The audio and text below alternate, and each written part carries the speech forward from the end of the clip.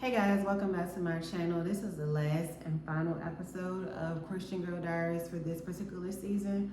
I think we're going to come back in maybe September, but as for right now, it's just going to be a 4-part season. And this is episode number 4. So in this video, we're going to talk about equally yoked friendships and what I am particularly looking for in my personal friendships. Because as you guys know, as of this moment today, which is now, it's 2:30 in the morning on Wednesday, April 16th, I don't have any friends. All of my friends that I had, either we had a falling out or we just stopped talking just out of the blue. So as of this moment, I don't have any friends that I deal with on a regular basis. And I am looking or somewhat interested in getting back into the area of developing friendships, but I'm looking for a specific kind of friendship this time. So most of the friends that I had, I knew them since elementary school, and we grew up together all the way up until maybe our late 20s, like 28, 29-ish or whatever. And it was crazy because my friendships ended in the weirdest ways. Like, I'm gonna tell y'all a couple of them. And if you happen to be watching my video and you somebody that I used to be friends with, please, please, please, please don't take no offense to what I'm about to say. Y'all already know who I am and how I move. I'm gonna keep it real. If you actually are watching this video, you know, I don't know, you might want to click off because, like I said, I'm gonna put it out there, and it's just gonna be what it is. So, with that being said, I had this one friend. We was really good friends for a long, long time. And y'all gonna see in one of my other videos I got coming up, we used to steal together all the time. Like if she needed something for her kid or I needed something for my kid, we would just go out together and steal it. I would steal for her son, she would steal for my daughter, we would steal for our own kids. If we had money, she would give me money, I would give her money. I used to drive her mom's car sometimes. I used to stay with her mom at one point in time. She used to stay with me when her mom used to put her out because I had my own place after a while. I mean, we was just like yin and yang. Like I always thought that we would be friends until the day we died, like 80 years old. You know, if my kid's father was tripping, she would step in, or if her baby father was tripping, we'd go over there and jump him. Like we was like really, not playing with nobody. We was just like this. I remember one time we went over to go jump her baby father, and I ended up macing him. So he sent his sister and his cousin to my house, and I was leaving my boyfriend's house, and my boyfriend ended up living right across the street from me. And I was leaving his house to go back to my house, and I noticed these two girls coming in the hallway. And I mean, my spirit kind of felt something with it because they was on the phone. Like, I guess he was trying to tell her what door to go to, not knowing that I was walking up the steps. So I guess he was giving them like my description, and she put two and two together that it was me. So, her cousin, they started walking up behind me, and next thing I know, they trying to block me from going into my front door. So I'm like, what's good? You know what I'm saying? She like, oh, you want to spray my brother with mace? And she took a can of mace out of her purse and tried to mace me. So I'm quick with it. That ain't about to happen, right? So I got rid of that. So then her cousin goes in the bag and get a little stick. I don't even know if this was a ruler or what it was, but she took a stick and hit me in my head, right? So I walk up, and next thing I know, they both just turn around and go down the steps. So I'm like, is this for real? Like, y'all really came to the zoo. Y'all really came to the zoo to find me. And when y'all came, both of y'all bigger than me. I probably at the time was, I don't know, I probably was around this weight, but just like different shape because I only had one kid at the time. So you come to get me, both of y'all bigger than me, older than me, and that's all y'all did? Man, that's supposed to have been beat up, flung over the banister, eye black, toe up. Like, I supposed to have been done in. You know what I mean? It's two of y'all against little old me. And I'm like, you better be lucky that I couldn't get my key in the door fast enough before y'all started blocking the door, because I had a whole hammer right in the closet in the entryway. I was going to give y'all the business. Like, I kept saying that, like, y'all are lucky God was on y'all side that day, because y'all really came to play, and I never play. You know, I never play. So that friendship ended up ending because she had got with this other guy, and they was ready to get married. And at the time, like I told y'all, I always had like money issues after I started having kids. So it was like, okay, the plan was like for us to pay for our own bridesmaid dresses and all this, whatever else we was gonna need for the wedding, plus her, I think it was the bachelorette party or something. And I was like, I was telling my aunt about it, and she was like, that's tacky or whatever, right? And I started to kind of say the same thing, like, yeah, that is kind of tacky, because why we gotta pay for all of this stuff? You know what I mean? Like, I was young, I'd never been in a wedding before. And until this day, I'd never been in a wedding before. So when I had got the offer, yeah, I accepted it, but I didn't know that I was gonna have to pay for all of this stuff. Like, I'm young, I'm by myself, I got a child, like, I'm not making no money for real. So with that being said, I had told her that, and I think she had said that she didn't like the fact that I said that or whatever. So I was like, okay, well, my bad. Of course I ain't trying to offend you, you know, and we cleaned it up. So her aunt contacted me. She was like, oh, you could just get your money back or whatever, because I think I had already put up like $50 or something slight for the occasion. So she was like, you could just get your money back. Just call my aunt and get the money back from her. So I called her aunt, and she was like, I got a question. Why do you think you could be in a wedding but not put up no money? So I was telling her, like, yeah, I just thought it was tacky, because it was like, you know, I wasn't the one getting married. None of us in the bridal party was the ones getting married. Why are we having to pay for all of this stuff? And she was like explaining to me, because I think she was also married or newly married at the time. And she was explaining to me like how it went. So I'm like, okay, whatever. And we made an arrangement for us to get the money back and just left it at that. So I think I had bought my dress already and everything. And I ended up getting stuck with the dress. And because the aunt goes to her and tells her about our conversation. So instead of her telling her in a way where she was just repeating, like I was just repeating the conversation that me and my friend had, she made it seem like I had called the situation tacky once more. Now, mind you, we had already talked about it. I apologized to my friend, and we left it at that. So she looking at it as, oh, she called me one day and was like, oh, well, since everything gotta be tacky, just don't be in a wedding then. Don't be in a wedding.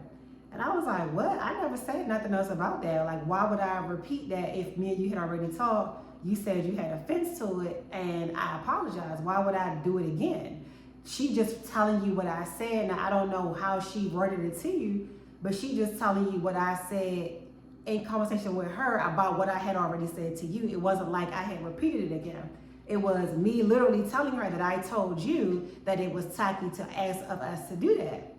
So she was all upset. I think we had talked, and I was like, I don't know, we started getting like buck with each other, like, oh, I don't remember what I said, but I know I recall saying something like, oh, I'll throw a brick through her house or something like that. And she was like, oh, well, we gonna be ranking then if you throw a brick in my grandmother's house or something. And I was like, well, whatever, it's gonna be whatever then. Like, we really was just like coming at each other like we didn't have a whole history from like age 12 all the way to 28, 29. Then she had another friend that tried to get herself involved in it, and it was just a mess. But at the end, I got stuck with the dress. I was not at her wedding, and from that day on, I don't even remember what year this was. It was so long ago. But we literally never spoke again. That friendship just went down the drain. So I looked at it as, you know what, it was a lot of stuff kind of going on in that friendship circle that really wasn't my style anyway. Like her and I was solid at the time, but it was just some of her like other friends that I just ain't like certain things that was going on. But I don't know, it probably was God removing me from that friendship anyway, because he knew where he was getting ready to take me spiritually. You see what I'm saying? So it's like, yeah, I may have missed out on a friend that I thought I would have forever, but honestly, looking back, it's like she let her aunt get in her head so easily.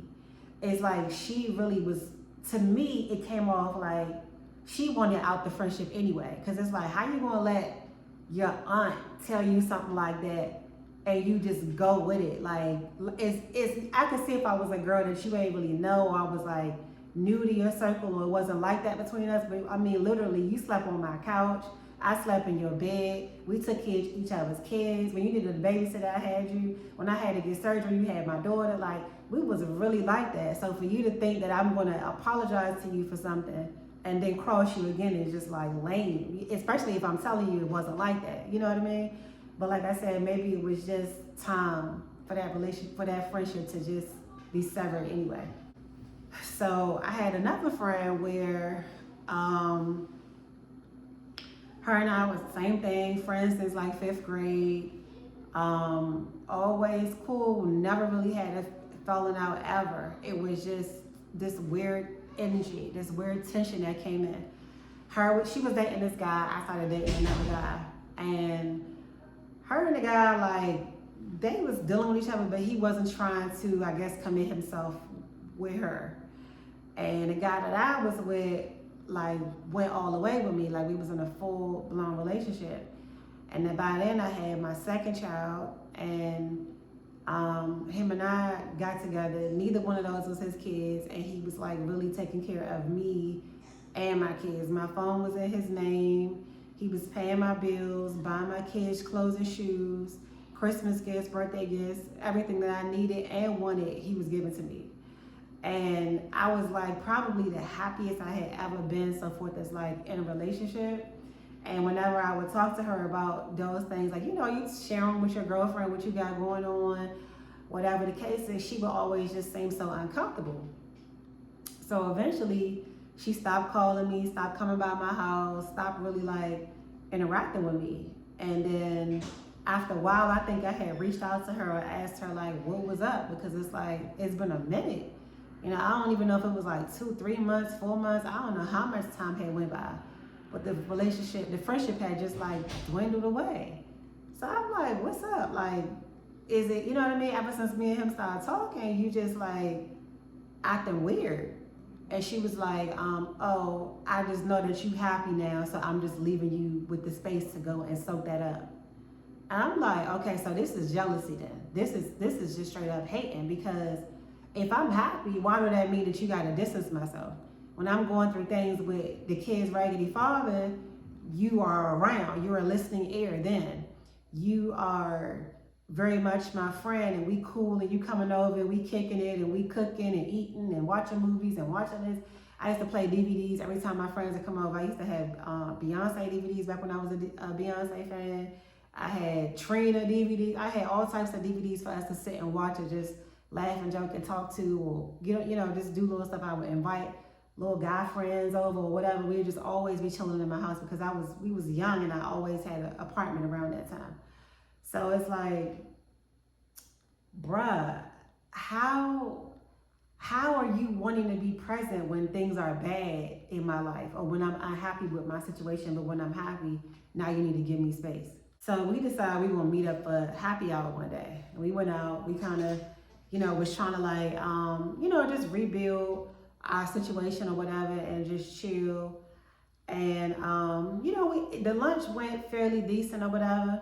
And I think we may have had like 1 to 2 more convos after that. And then we just never spoke again. And I'm like, this is so weird. Like, I don't understand what was going on. How are we, and this wasn't, excuse me, I failed to mention, this wasn't just any friend. This was my best friend. This was my well, actually the other girl was my best friend too. I had 2 best friends. And it's like, how on earth, both of my best friends, we just like having these little weird issues. So yeah, we literally never spoke again. We didn't end in no, curse out or nothing. It was just literally never speak again. And I'm like, wow, it's so funny how energy can shift and how people can change and how pleasant things or good things in your life can make you um, push people away with good things in your life. But when you got all your life upside down and in shambles, everybody want to come and eat their popcorn.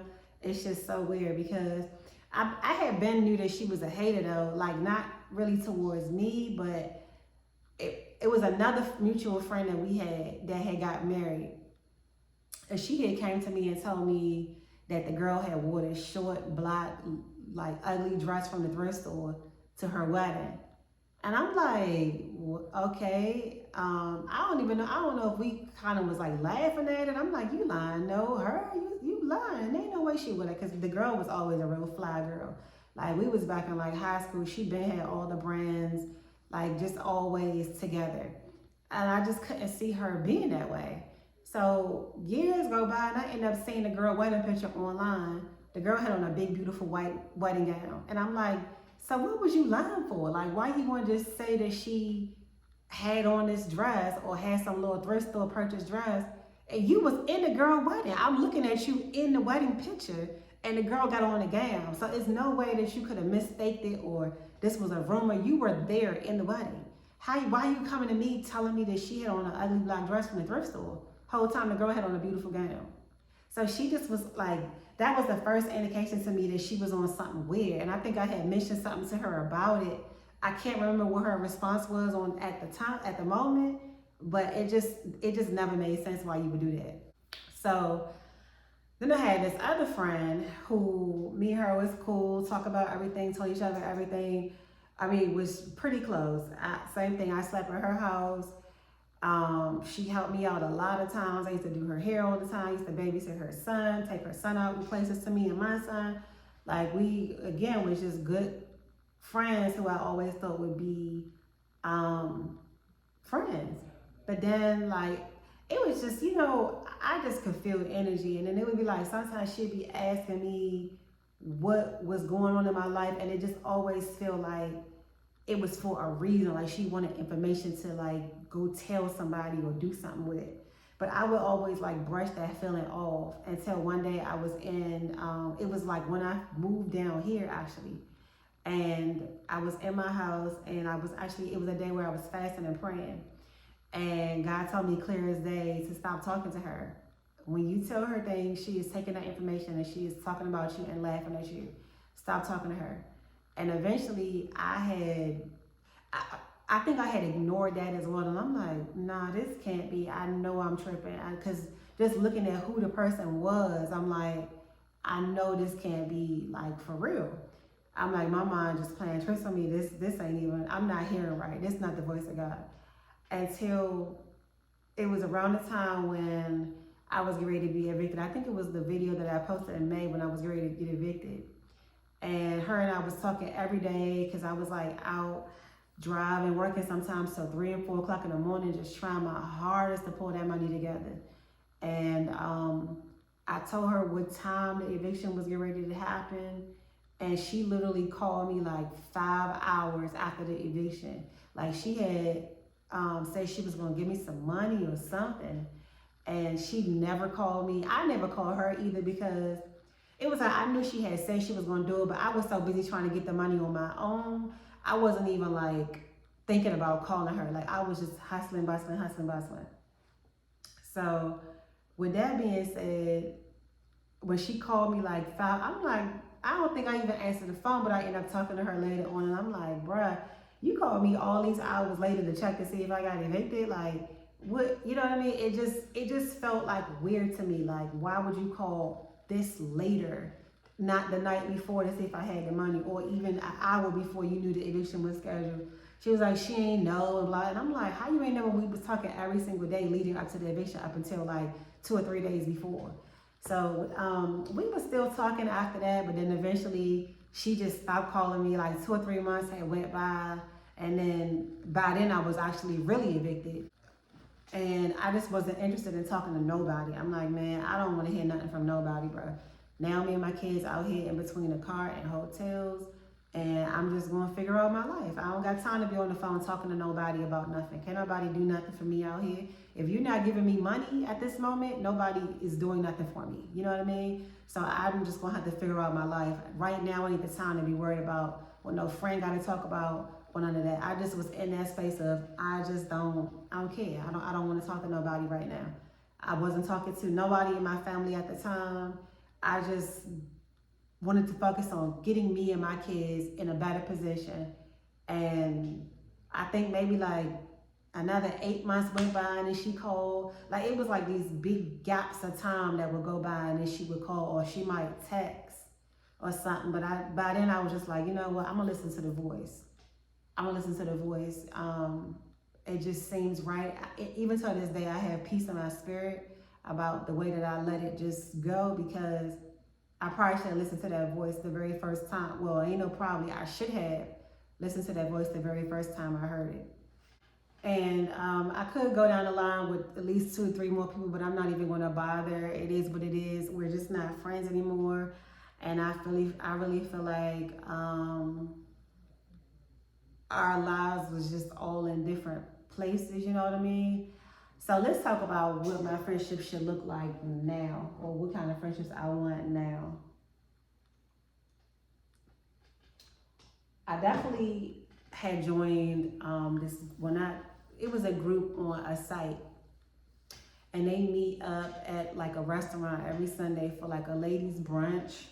But of course, who do I have to watch my kids on a Sunday, right? So I'm looking for another group similar to that might meet during the week. I know that's kind of far-fetched because most people go to their jobs and all of that. So I feel like my friends will have to be entrepreneurs. My friends will have to be people that are available at any time of the day and have that flexibility in their schedule because I'm an entrepreneur. I work for myself and through social media platforms. And I just need somebody who could be available during the day because my 5:30 and beyond is dedicated to my kids, and the weekends also kind of is for my kids as well because I don't ask Aiden to babysit. I just prefer to have my kids on my own or with an adult that I trust. So with that being said, definitely I think that my friends will have to be entrepreneurs. Secondly, I want friends who are either married or who are single and waiting. And the reason for that is because I don't want to hear about your rendezvous with dudes that you just talking to because I don't want to put myself in a situation where I'm tempted to go back to my previous lifestyle. And not saying that I can't control myself or saying that as soon as temptation come around, I'm a run into it because the plan is definitely to run away from it. However, I just don't want to be around it, period. Like, it's like, you know, it's like a married man being in a house with a bunch of single women. Yeah, you might can control yourself, but you're married and you're committed to somebody. Why are you there? You know what I mean? So it's just about being wise and not putting yourself in situations where you might get tempted. Like, I don't want to hear you talking about how such and such had you bent over and blah, blah, blah. And then I start having flashbacks in my head about what used to be. And then I start thinking, oh yeah, I don't want to tempt myself like that. I got to be smart because it's not, it's not the easiest thing to control your appetites. We have two, our feeding and our sexual appetites. So it's not the easiest thing to always control those. So when you're just trying to live a certain way, you just want to stay away from as much temptation as you can. So that's number two. And then I definitely want a friend that is not a quitter. So somebody who, like, say for instance that I had no family and I ended up on life support. I don't want a friend that's going to pull the plug on me 2 seconds after I get on life support. I want somebody who can come and pray over me and pray over my children and claim my healing and call my healing down from the courts of heaven. You know, I don't want a friend that's going to just take the doctor's word. I need a friend that's going to take God's word.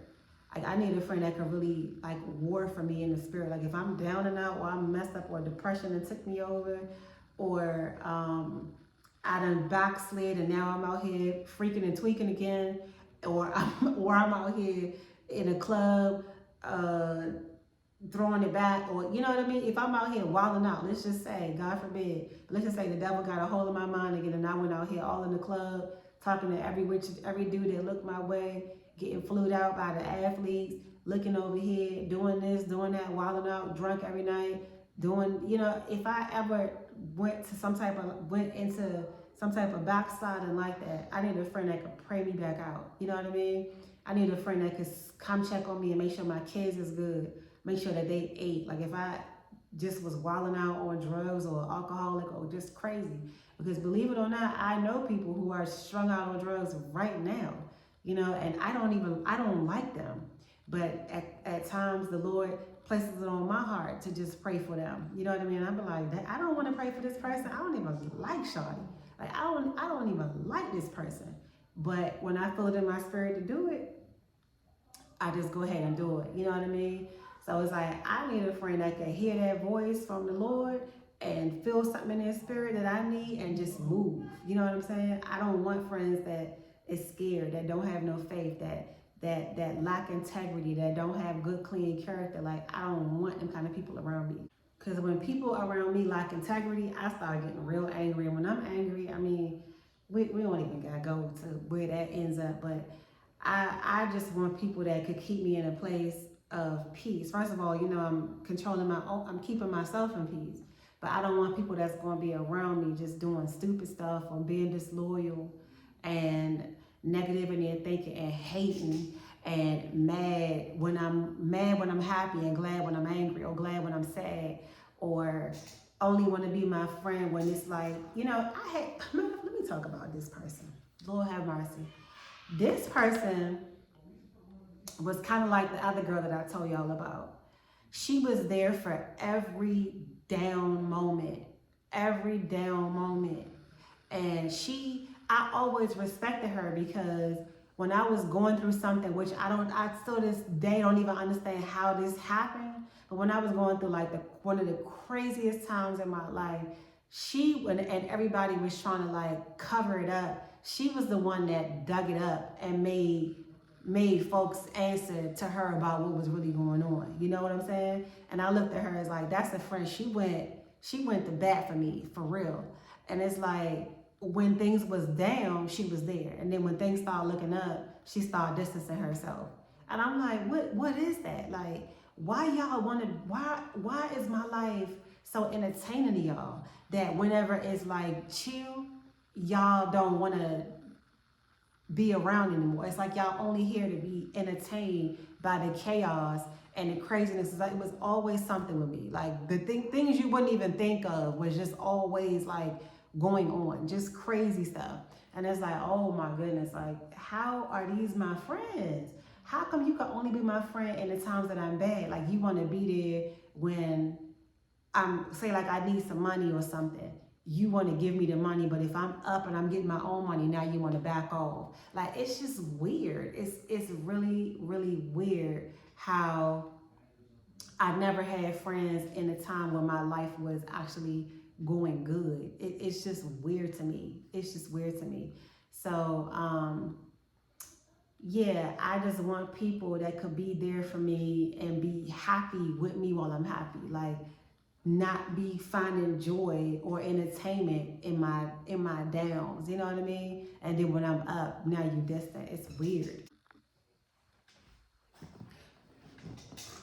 It's almost as if they want to be able to say, oh, I had her back, or yeah, it's like being there for me made them feel good about themselves. It wasn't a thing where they wanted to make sure that I was okay. It was like it made them feel good about themselves, that probably number one, that it wasn't them going through it, and then number two, that they was able to like help me and make themselves feel good. Versus when I was up and was like, fight, because I've always been a go-getter. I've always been a fighter. It don't matter what was going on. I'm going to pull myself through. If it's within my own strength to do, I'm going to do it. And I'm not going to hesitate to do it. I never quit. I always fight. I always push. I always pull. And it's like, people just never really understood how every time I went through the craziest things, here I was again, untouched, good, everything fine with me. You know what I mean? So it was almost as another thing that just came to my mind was jealousy.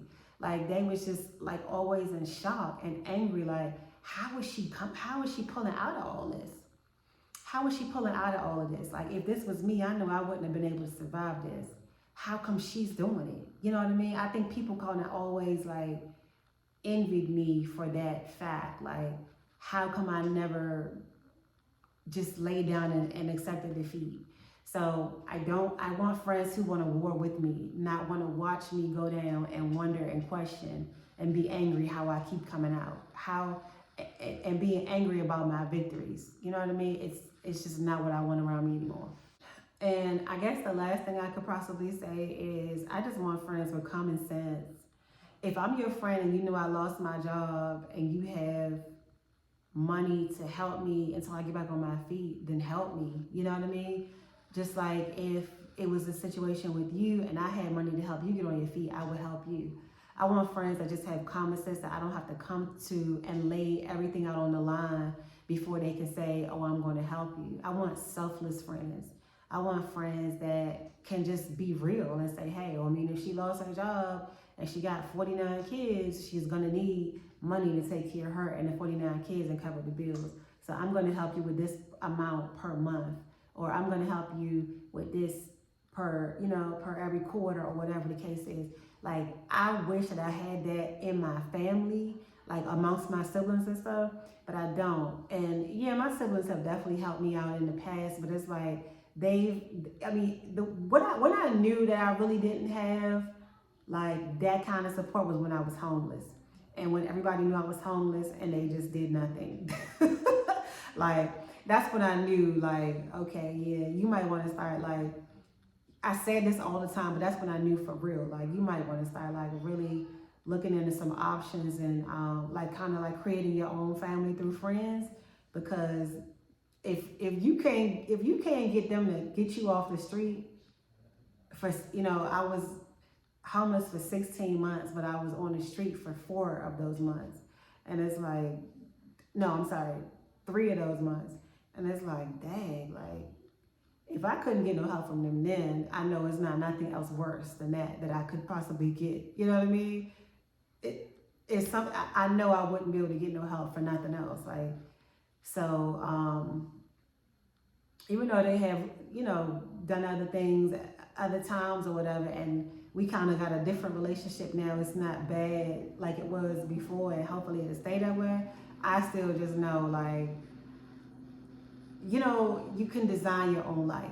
And just because you came from a certain set of people doesn't mean that that's where it has to stay.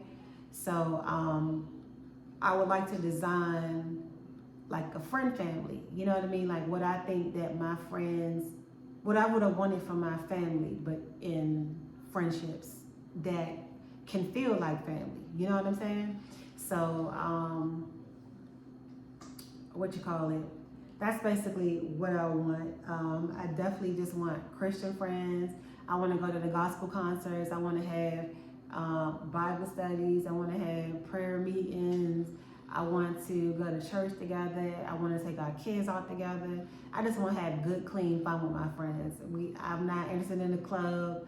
I'm not interested in anything that's like, really outside of the will of God. Like, I just want to have, not to say, and this, let me mention this too. This is not to say that if you are a friend, like if you are an individual and let's just say you fornicate, right? That's not to say that we cannot be friends. It just means that I might have to keep you at a little distance because you might be like doing some activity that would cause me to stumble. So I might have to keep you at a little distance. But if you want to go to lunch or go shopping or take the kids somewhere or chill or just talk, yeah, we could definitely be friends because I'm not like, I'm not that type of person. That's where I'm like, okay, you don't live your life exactly like me, so we can never talk. I just can't be around you when you're doing certain things, you know what I mean? Or you pretty much should know, you know how you got your different groups of friends? You pretty much should know what group to put me in. Because if you're trying to go to the club, you know, don't call me for that. You know, if you about to go buy you some green, don't call me for that. If you're about to link up with some guys, definitely don't call me for that. You know what I mean? So it's like, you got to know what category I will fall in, but I would never say, oh, because a person hasn't yet, because that's really all it is. If you're fornicating, that just means you haven't yet submit to the will of God yet. And sometimes that takes some time, you know what I mean? Some people do live their life like that and they don't have no remorse, they don't even think about it. But if you have it in your heart and you like, I'm thinking about changing, or I'm trying to find a way to change, or I'm praying for change, or whatever the case is, that's a whole different story. Then I could say, okay, your heart is soft. You have a soft heart for God. You could feel His presence and His desires for your life. That's why you're thinking about it. You see, that's how I was. It was always crossing my mind until He started like telling me literally stop. But yeah, I mean, everybody be in a different place, you know. So you can't really say or judge a person because they're doing this or that or this or that. But you just have to know how to deal with them friendships. And if the friendship ever got too wild, where it's like, okay, my personal boundaries aren't being respected, then yeah, we'll have to cut it off. But as long as I'm respecting you and you're respecting me, I'm not going to say, oh, you can't be my friend because you're not 100% in the will of God. As long as you are a Christian and that is, you're striving to get there someday, I have no problem with being in communication with a friend like that. Because again, everybody grows on a different pace. So I'm going to end this video here and just tell y'all, make sure that your friends are really your friends, that they're not people that's going to lead you astray, that they're not jealous of you, that they're not hating on you, that they are happy for you when things go good in your life, and when things are bad in your life, they're able to pray for you and help you pull through them. Look at all the people that we see that go out of town with their friends. What's that girl name? I think it started with an S. Lived in Charlotte, North Carolina, was a kitty hairstylist, and her friends beat her to death on that trip. Beat her while she was naked, you know. We hear about these things all the time. People go on these girls trips and stuff like that happens to them. But make sure they like really your friends, and pray about your friendships. Ask God to show you signs. Ask God to give you discernment to decide who is for you and who is against you. Ask Him to send you good Christian friends who come in love and not in deceit and a trap to bring you out of what you already overcame. Like, be selective. It's like how we selective with dudes on certain things, or your partners on certain things. Be selective with your friends too. You have that right. It's your life. You decide who come in and out of it.